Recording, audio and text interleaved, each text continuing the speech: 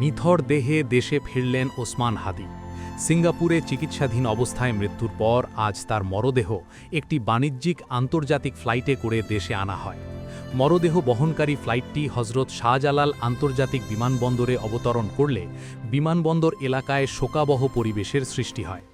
Immigration ও স্বাস্থ্য বিভাগের আনুষ্ঠানিকতা শেষে মরদেহ গ্রহণ করেন পরিবারের সদস্যরা।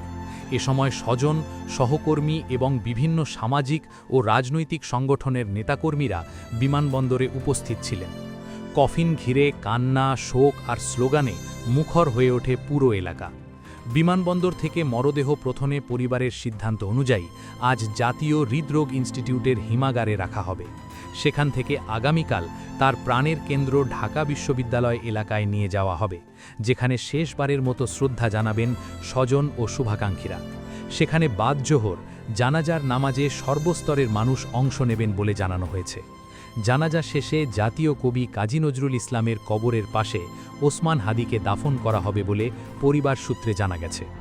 উল্লেখ্য, গত 12 ডিসেম্বর 2025-এ ঢাকার পল্টনের বিজয়নগর বক্সকালভার্ট এলাকায় জুম্মার নামাজের পর একদল বন্দুকধারীর দ্বারা মুখ ও মাথায় গুলিবিদ্ধ হন।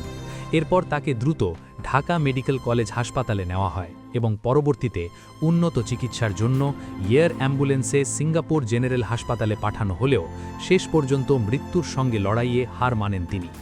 তার নিথর দেহ দেশে ফেরার খবরে ঢাকাসহ দেশের বিভিন্ন স্থানে শুরু হয় শোক মিছিল ও বিক্ষোভ, যেখানে একটাই দাবি, এই মৃত্যুর সুষ্ঠু ও নিরপেক্ষ বিচার।